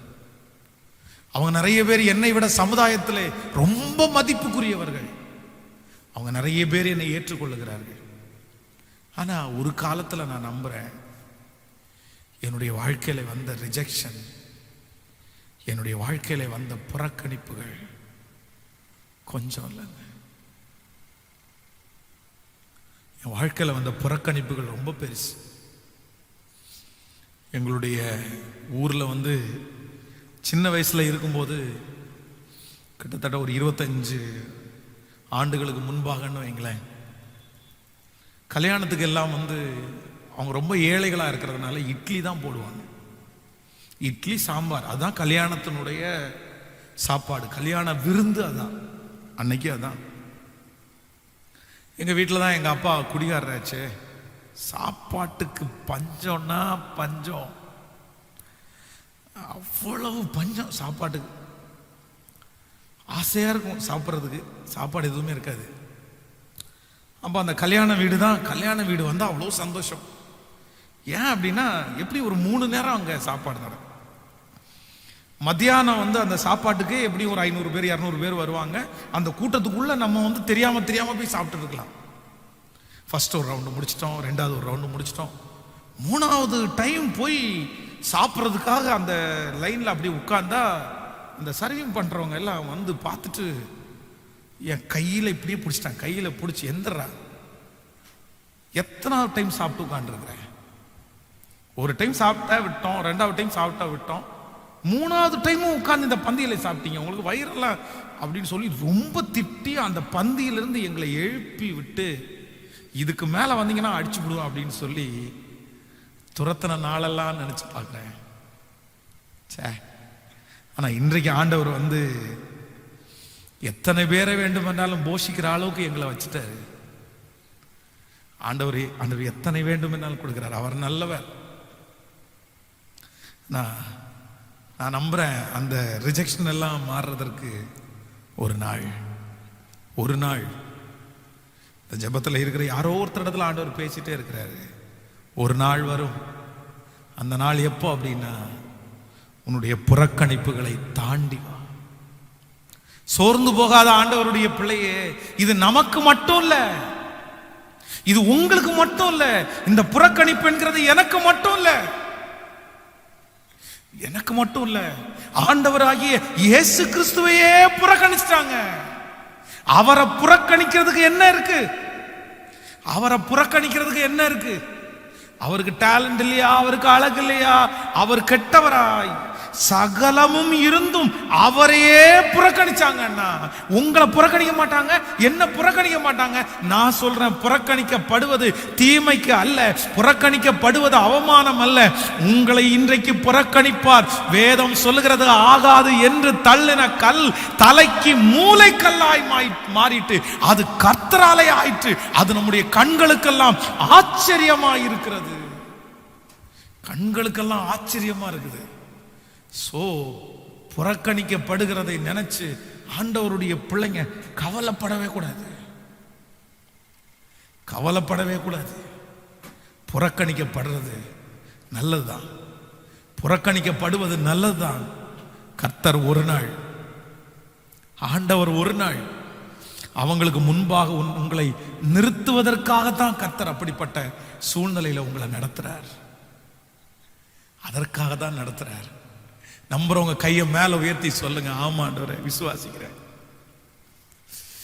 அவமான நிந்தை எல்லாம் அனுதின உணவு போல, பழிச்சொல் எதிர்ப்பு எல்லாம் பலன் தரும் ஊட்டச்சத்துன்னு நான் நம்புறேன்னு சொல்றவங்க கையை மேல உயர்த்தி சொல்லுங்க, நான் நம்புறேன். ஓ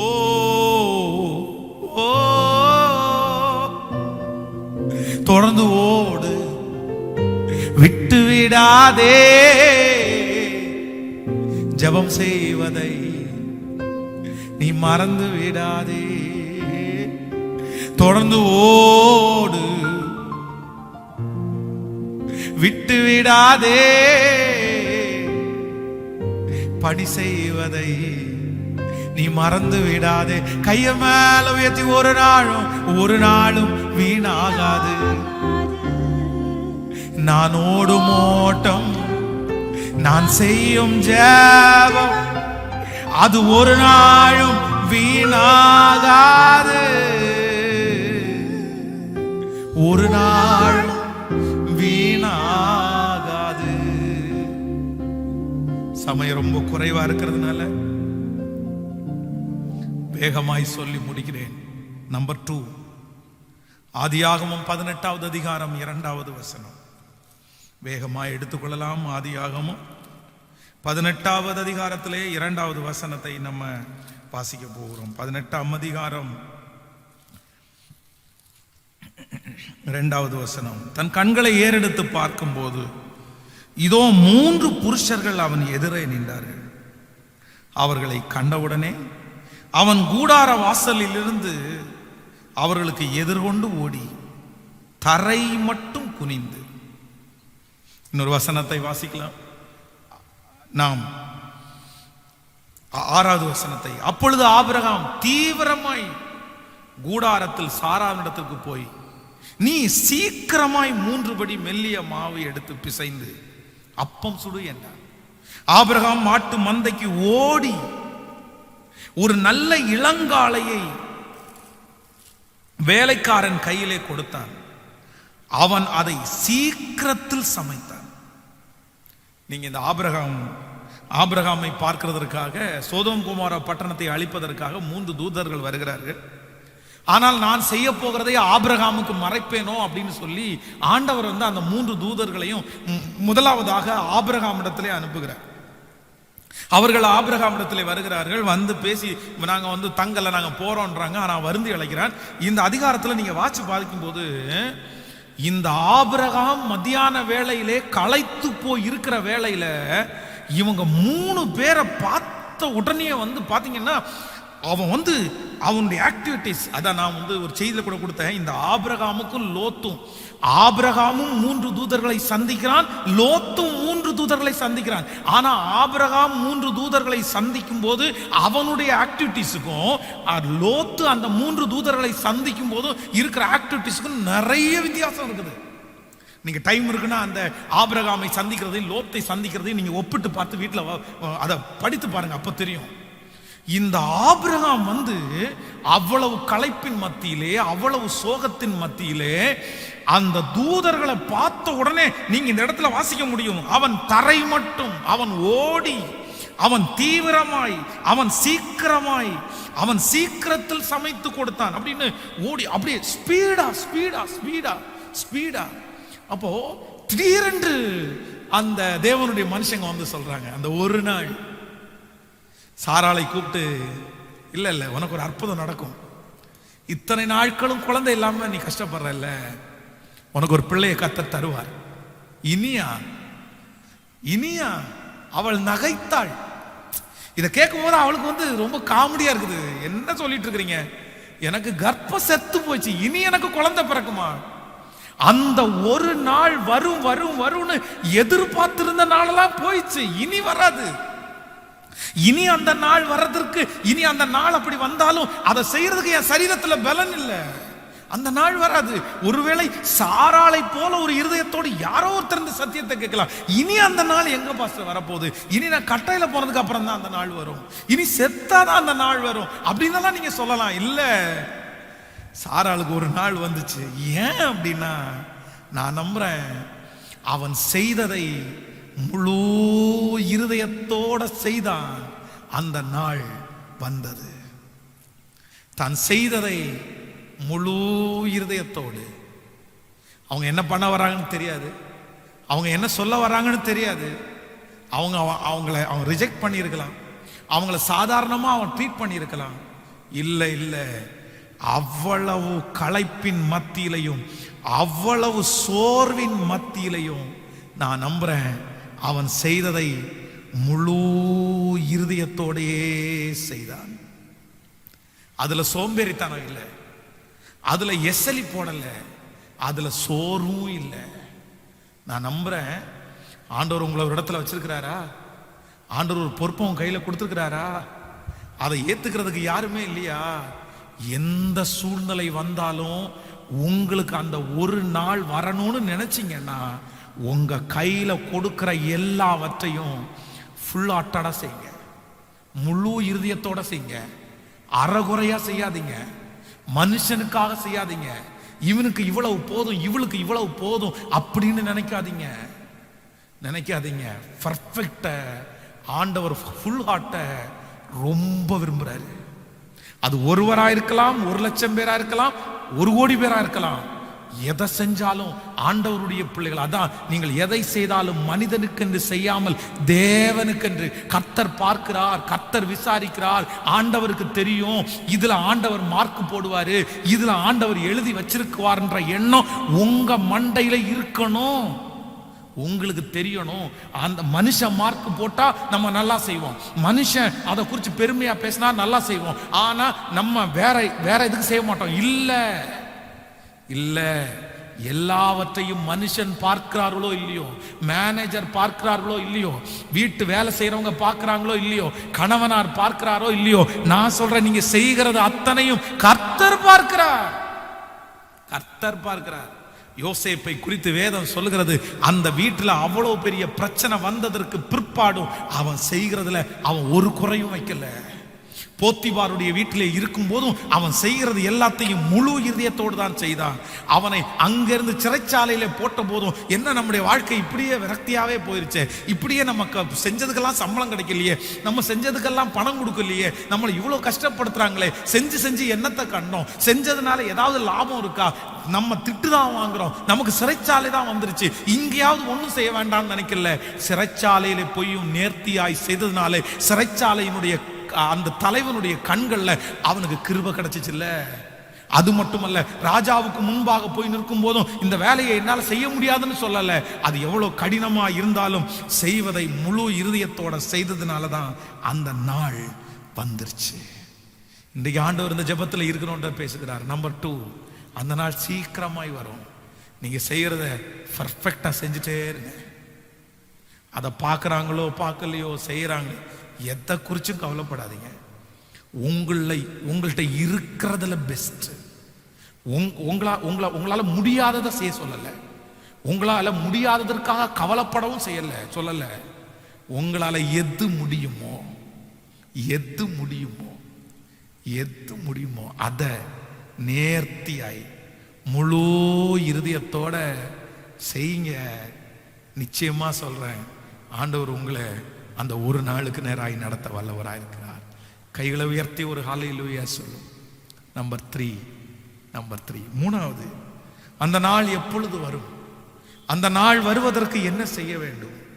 மார்க் எழுதின சுவிசேஷம் 5ஆம் அதிகாரம் 25வது வசனத்தை கூட வாசித்து நம்ம இந்த ஆராதனையை முடிக்க போகிறோம்.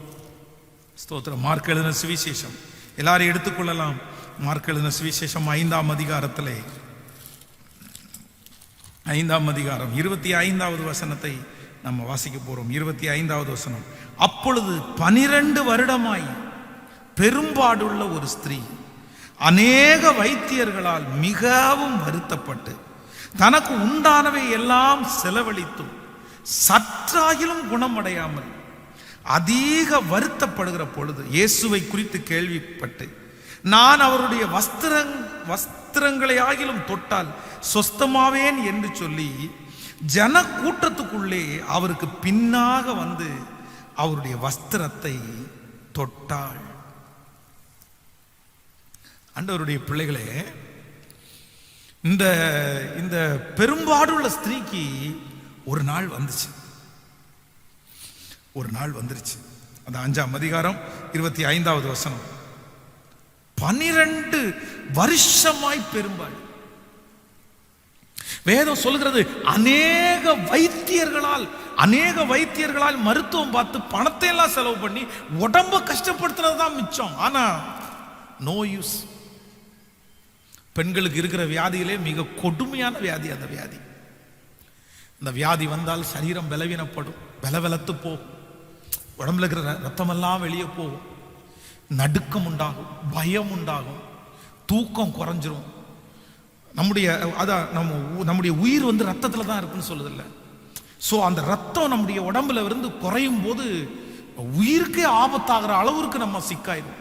எழும்பி கூட நிற்க முடியாது, தளர்வா இருக்கும், பல கொடுமை. இது ஒரு கொடுமையான ஒரு வியாதி.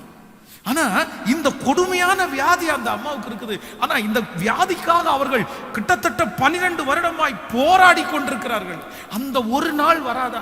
ஒரு டாக்டர் என்ன சரி பண்ண மாட்டாரா? ஒரு மருத்துவம் எனக்கு விடுதலை கொடுக்காதா?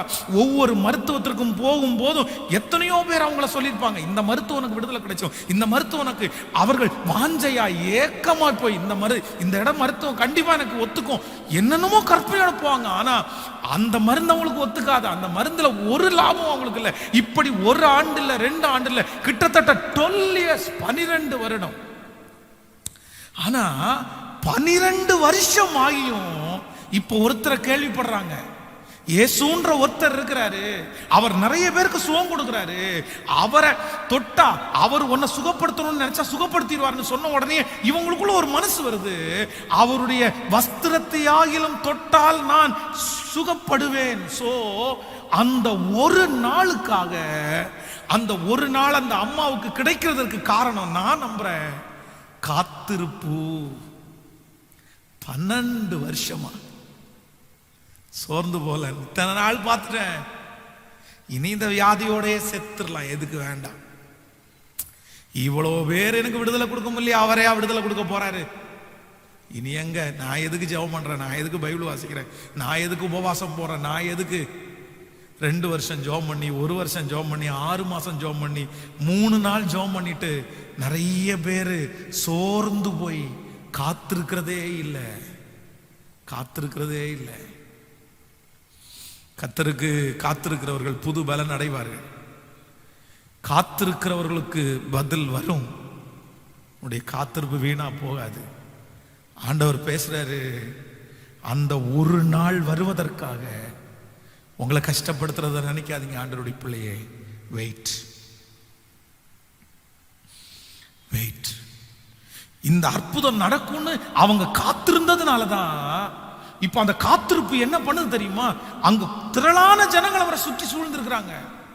ஒரு பலவீனப்பட்ட சரீரம், ஒரு பலவீனப்பட்ட பாண்டம் அந்த கூட்டத்துக்குள்ள போறதுன்றது அவ்வளவு சுலபமானது அல்ல. தொட்டாலே விழுந்துருவோம், அவ்வளவு வீக். அவளை யாரும் கூட்டிட்டு போறதுக்கும் இல்லை. ஏன்னா அந்த நாட்கள்ல அவங்கள பார்த்தாலே தீட்டுன்னு ஒதுக்கி போட்டுருவாங்க. ஐயோ வேண்டாம், தீட்டு தீட்டு தீட்டுன்னு சொல்லி ஒதுக்கி போட்டுருவாங்க, பக்கத்துல வரமாட்டாங்க. யார்கிட்ட சொல்ல முடியும்? யார் ஹெல்ப் பண்ணுவா? யாரும் வீட்டில் கூட ஏற்ற மாட்டாங்க. தனிமை, மருத்துவமனை போனாலும் தனிமை, எங்க போனாலும் தனிமை. ஆனா அவ்வளோ பிரச்சனைகள் தன்னை சுற்றி இருக்கிறது. இயேசுவோடு கூட இருக்கிறவங்கள அநேகம் பேர் ஆண்கள் தான் பின்னாக போய் கொண்டிருக்கிறார்கள். இத்தனை பேரையும் தாண்டி போய் அந்த வஸ்திரத்தை தொடர்றது சுலபம் இல்லை, சுலபம் இல்லை. அன்பு தேவ மக்களே, கர்த்தரை தொடர்றது அவ்வளவு சுலபம் இல்லை. 2 நிமிஷம் ஜெபம் பண்ணிட்டு ஆண்டரை தொட முடியாது, 2 செகண்ட்ல ஆண்டரை தொட்ட முடியாது. சில பிரச்சனைகளை தாண்டி போகணும், சில இடத்துல தனிமையா தான் போகணும், சில இடத்துல ரொம்ப நேரம் அதற்காக பிரயாசப்படணும். அந்த வாஞ்ச உள்ளத்துல இருக்கிறதுனால அந்த தடை எதையுமே அந்த அம்மா பார்க்கவே இல்லை. ஆண்டவரை ஈஸியா தொற்ற முடியாது, ஆண்டவரை சுலபமா தொற்ற முடியாது. அதுக்கு நிறைய நேரம் காத்திருக்கணும், காத்திருக்கணும், காத்திருக்கணும். ஆனா அநேக ஆண்டவருடைய பிள்ளைங்க என்ன நினைக்கிறாங்கன்னா, சீக்கிரத்துல போய் தொட்டுட்டு வந்துடலான்னு நினைக்கிறாங்க. அவர் எருசலேமை ஸ்திரப்படுத்தி அதை புகழ்ச்சியாக்கும் வரைக்கும் அவரை அமர்ந்திருக்க விடாதிருங்கள். எழும்புங்க ஆண்டவரே, எழும்பி நில்லுங்க ஆண்டவரே. வார்த்தைகளால் அவரை கவர்ந்து, பேசி கவர்ந்து, முழங்காலிட்டு அழுது கெஞ்சி அவரை உங்க பக்கத்துல இழுத்து, நான் சொல்ற உடனே ஒரு நாள் அவருடைய வஸ்திரத்திலிருந்து வல்லமை புறப்பட்டது. 12 வருஷத்தினுடைய போராட்டம் ஒரே ஒரு நிமிஷத்துல முடிஞ்சு போயிடுச்சு. ஆண்டவர் கேட்கிறார், என்னிடத்திலிருந்து வல்லமை புறப்பட்டது, யார் என்னை தொட்டது? சீடர்கள் கேட்கிறாங்க, ஆண்டவரே இத்தனை பேர் உன்னை சுத்தி தொட்டுட்டு இருக்கிறாங்க, அவங்க என்ன ஆண்டவரை கேட்கறீங்க, என்ன கேட்கறீங்க? ஏன்னா அவங்களுக்கு ஆச்சரியமா இருக்குது. ஆண்டவர் இப்படி போய் கேட்கிறாரு, இப்படி போய் கேட்கறீங்க, ஆண்டவரே தொட்டது யாருன்னு கேட்கறீங்க, அந்த வஸ்திரத்தை தொட்டது யாரு கேட்கறீங்க? இவ்வளவு கூட்டம் இருக்கு, நெரிசல் இருக்குது. இல்லப்பா, எல்லாரும் தொட்டதுக்கும் யாரோ அற்புதத்தை பெற்றுக்கொண்டவங்க தொட்டதுக்கும் வித்தியாசம் இருக்கு. அவங்க விசுவாசத்தோட என்ன தொட்டாங்க. என்னிடத்திலிருந்து வல்லமை புறப்பட்டு அவங்கள சரி பண்ணிருச்சு. நான் தான் ஆண்டவரே 12 இயர்ஸா காத்திருந்தப்பா. இந்த நாளுக்காக தான் ஏக்கமா இருந்தேன். இந்த நாள் எப்ப வரும்னு நினைச்சேன். இந்த வியாதியோட ஒரு நிமிஷம் கூட எனக்கு தூக்கம் இல்லை. போராடி போராடி சலிச்சு போயிட்டேன். ஆனா இன்னைக்கு தான் நிம்மதி பெருமூச்சு விட்டேன். நான் நம்புறேன் அந்த நாள் வரும். நான் கேட்கிற அன்பு வாலிப தம்பி தங்கச்சி, என் அன்பு தகப்பன், என் அன்பு தாய், அந்த நாள் சீக்கிரம் வரும். அந்த பெரும்பாடு உள்ள ஸ்திரீக்கு முழு விடுதலை கிடைச்சு சந்தோஷமா மகிழ்ச்சியா, இனி எனக்கு அந்த பாரம் இல்லை, இனி எனக்கு அந்த வியாதி இல்லை அப்படின்னு சந்தோஷமா. நான் சொல்றேன், அந்த கூட்டத்தில் லட்சக்கணக்கான பேர் இருந்திருப்பாங்க. ஆனா லட்சக்கணக்கான பேர்ல ஒரே ஒருத்தினுடைய சந்தோஷத்தை மட்டும் அடக்கவே முடியல. அவ மிகப்பெரிய சந்தோஷப்படுறா. அதற்கு வேற காரணம் எதுவுமே இல்லை. ஆண்டவரை தொட்டுட்டா, ஆண்டவரை தொட்டுட்டா. ஆண்டவரை தொட்ட ஒரு மனுஷன் லட்சக்கணக்கான பேர்லையும் தனியா தெரியுமா? ஆண்டவரை தொட்ட ஒரு மனுஷன் லட்சக்கணக்கான பேர்லையும் சந்தோஷமா இருப்பான். ஆண்டவரை தொட்ட ஒரு மனுஷன் 12 வருஷம் சுமந்த பாடா இருந்தாலும் ஒரே நிமிஷத்துல சரியாகும். ஆண்டவரை தொடுறதற்கு கர்த்தர் உங்களை அழைக்கிறார். கர்த்தரை தொடுறதற்கு ஆண்டவர் உங்களை அழைக்கிறார்.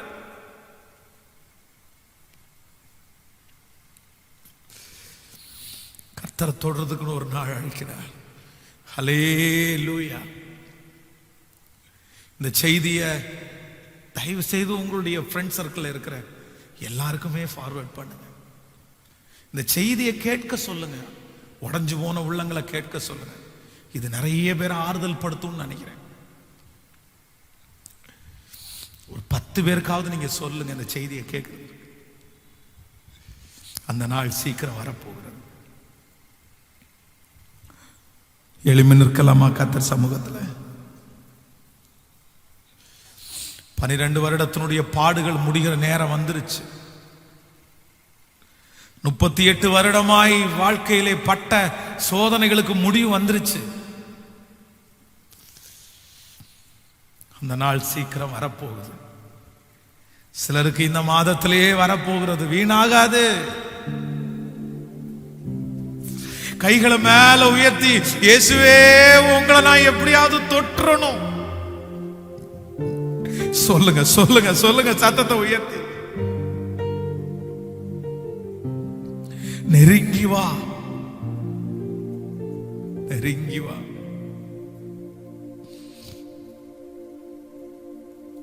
நெருங்கி வா.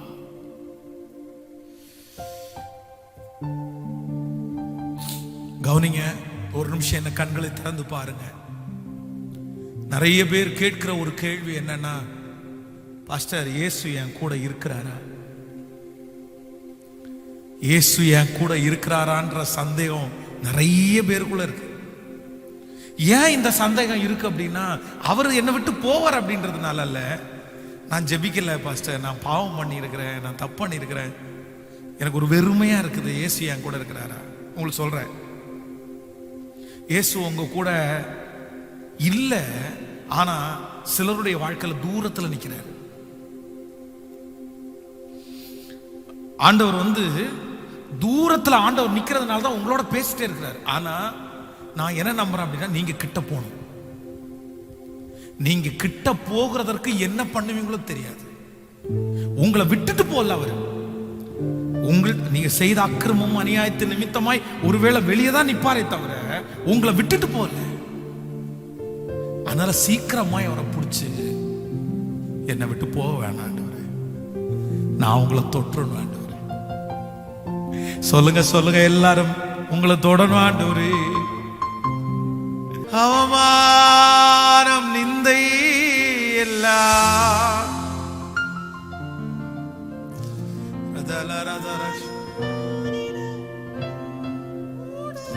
எல்லாருடைய கரங்களை மேல உயர்த்தி சொல்லுங்க, ஒரு நாளும் வீணாகாது. சொல்லுங்க, அறிக்கை செய். நான் ஓடும் ஓட்டம், நான் செய்யும் ஜெபம், அது ஒரு நாளும் வீணாகாது. ஒரு நாளும் வீணாகாது. சொல்லுங்க எல்லாரும், பிடித்துக்கொள் ஜீவ வசனம், பிரகாசி கிறிஸ்து இயேசுக்காய். பிடித்துக்கொள் ஜீவ வசனம், பிரகாசி கிறிஸ்து இயேசுக்காய். நெறிகட்ட சமுதாயத்து நீதானே நட்சத்திரம், நெறிகட்ட சமுதாயத்து நீதானே நட்சத்திரம். இப்ப எல்லாரும் சேர்ந்து சொல்லுங்க, தொடர்ந்து ஓடு, விட்டு விடாதே, ஜெபம் செய்வதை நீ மறந்து விடாதே. ஓ தொடர்ந்து ஓடு, நீ விட்டு விடாதே, விட்டு விடாதே.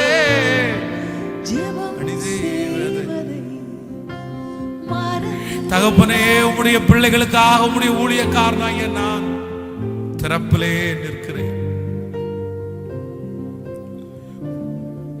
ஒரு நாள் வரும்,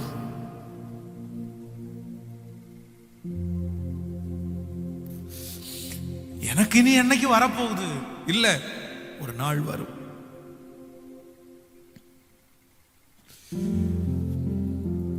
நீ இப்படியே இருக்க போறது இல்ல, நீங்க இப்படியே இருக்க போறது இல்ல. பிரதர், சிஸ்டர், அம்மா, அப்பா, நீங்க இப்படியே இருக்க போறது இல்ல. ஒரு நாள் வரும், ஒரு நாள் வரும். யோனத்தானுக்கு ஒரு நாள் வந்துருச்சு, உங்களுக்கு ஒரு நாள் வரும். யோசேப்புக்கு ஒரு நாள் வந்துருச்சு, உங்களுக்கு ஒரு நாள் வரும். தானியேலுக்கு ஒரு நாள் வந்துருச்சு, உங்களுக்கு ஒரு நாள் வரும். சிம்சோனுக்கு ஒரு நாள் வந்துருச்சு, உங்களுக்கு ஒரு நாள் வரும். தாவீதுக்கு ஒரு நாள் வந்துருச்சு, உங்களுக்கு ஒரு நாள் வரும். ஓ, உங்கள் தலையை நிமிர பண்றதுக்கு ஒரு நாள் வரும். உன் பாத்திரம், உன் கைகள் நிரம்பி வழிகிறதற்கு ஒரு நாள் வரும். அவமானப்பட்ட இடத்திலே அங்கீகரிக்கப்படுவதற்கு ஒரு நாள் வரும். வெட்கப்பட்ட இடத்திலே உன் தலையை நிமிர பண்றதுக்கு ஒரு நாள் வரும். உனக்கு ஒருவர் உண்டு என்று நிரூபிக்கிறதுக்கு ஒரு நாள் வரும். நீ தனிமை இல்லை என்று நிரூபிக்கிறதுக்கு ஒரு நாள் வரும். ஓ ஜீசஸ், உடைய பிள்ளைகளை மனதார ஆசீர்வதிக்கிறேன். உங்க மகிமை தாங்கட்டும் ஆண்டவரே. எங்க திருச்சபைக்கு சொந்தமான ஒரு இடத்திற்காக நாங்க ரொம்ப ஜெபம் பண்ணிட்டு இருக்கிறோம். எங்களுக்கு பெரிய தேவைப்பா, எங்க பலத்திற்கு மிஞ்சின தேவை. எங்களுக்கு தான் அது பெரிய விஷயம், ஆனா உங்களுக்கு பெரிய விஷயம் இல்லைன்னு எங்களுக்கு தெரியும்ப்பா. நாங்க உங்களை ஏனெல்லாம் கேள்வி கேட்க மாட்டோம். உங்களுக்கு சித்தம் இருக்குன்னு நாங்க நம்புறோம். எத்தனையோ பிள்ளைங்க அவங்களால முடிஞ்சதை கொண்டு வந்து ஆண்டவரை கொடுத்துட்டே இருக்காங்களே, ஆனா எங்க தேவை பூர்த்தி ஆகல. ரொம்ப பெருசு. அதற்கான ஒரு வழிவாசலை எங்களுக்கு திறந்து உங்க நாம மகிமைக்காக நான் நம்புறேன்ப்பா. இந்த ஊழியத்தை குறிச்சு எங்களுக்கு இருக்கிற கவலையை விட, எங்களுக்கு இருக்கிற வாஞ்சியை விட உங்களுக்கு நிறைய இருக்கும்லப்பா. இது உங்க ஊழியம் தானே, இது உங்க ஆத்தும ஆதாயம் தானே. எவ்வளவு பேர் வேணாலும் கிரிட்டிசைட் பண்ணலாம்ப்பா, எவ்வளவு பேர் வேணாலும் என்னென்னமோ பேசலாம். ஆனா எங்க இருதயம் உங்களுக்கு முன்னாடி திறந்திருக்குன்னு உங்களுக்கு தெரியும்ப்பா. எங்களுக்கு இல்லப்பா. திட்டுறவங்க திட்டட்டும், சொல்றவங்க சொல்லட்டும்ப்பா. எங்களுக்கு இல்ல. எங்க கை உங்களுக்கு முன்னாடி எப்பவுமே உண்மையா இருக்குப்பா. ஒரே ஒரு ஆசை மட்டும்தான், உங்களுக்காக வாழணும் சாகிற வரைக்கும், உங்களுக்காக பேசணும் சாகிற வரைக்கும், உங்களுக்காக ஆரோக்கியமா இருக்கணும் சாகிற வரைக்கும், உங்களுக்கு பிடிச்ச மாதிரி நடக்கணும், உங்களுக்கு பிரியம் இல்லாத எதையுமே செஞ்சிடக்கூடாது. இதை தவிர வேற எதுவும் எங்களுக்கு இல்லப்பா. இல்ல இல்ல இல்ல, இதை மட்டும் சாகிற வரைக்கும் எங்களுக்கு கொடுத்துட்டீங்கன்னா அதுவே எங்களுக்கு போதும்ப்பா. அந்த சந்தோஷத்திலே வாழ்ந்து முடிச்சிருவோம்ப்பா. அடுத்த வாரத்துல இருந்து திருச்சபைகள் திறக்குதுன்னு சொல்லியிருக்காங்க. ஒரு திரள் கூட்டத்தை சந்திச்ச காலம் திரும்ப எப்ப வரும்? திரும்ப எப்ப ஸ்பெஷல் மீட்டிங்ஸ் எல்லாம் ஆரம்பிப்போம்? ஜனங்கள் ஒண்ணு கூடி ஒசன்னா அப்படின்னு சொல்லுவோம். ஏக்கமா இருக்குப்பா, ரொம்ப மிஸ் பண்றோம்ப்பா. நீங்க எதுக்காக இதை அனுமதிச்சீங்கன்னு எங்களுக்கு தெரியல. உங்களை எதுவும் சொல்ல முடியல. நீங்க எதுக்காக அனுமதிச்சீங்களோ அதை முடிச்சிட்டு எங்க ஜெபத்தை கேட்டு ஒரு அற்புதத்தை செஞ்சிருங்கப்பா. உங்க பாதத்தை முத்த செய்யும். எங்களோடு இந்த ஊழியத்துல என்ன ரொம்ப தாங்குற தம்பிங்க, எனக்கு உதவி செய்கிற எல்லா உடன் ஊழியர்கள் எல்லாரையும் ஆசீர்வாதம். இயேசுவின் மூலம் ஜெபம் எடுக்கிறோம் நல்ல பிதாவே. என் ஆத்துமாவே கர்த்தரை ஸ்தோத்திரி, என் முழுமே அவர் பரிசுத்த நாமத்தை ஸ்தோத்திரி. என் ஆத்துமாவே கர்த்தரை ஸ்தோத்திரி, கர்த்தர் செய்த சகல உபகாரங்களையும் மறவாதே. நம்முடைய ஆண்டவராகிய இயேசு கிறிஸ்துவின் கிருபை, பிதாவாகிய தேவனுடைய அன்பு, பரிசுத்த ஆவியானுடைய அந்யோன்ய ஐக்கியம் நம்மளோடு மீண்டும் என்றும் சதா காலம் கூட இருப்பதாக. Amen. Hallelujah, hallelujah, hallelujah. Praise the lord. ஆண்டவர் உங்களை ஆசீர்வதிப்பார்.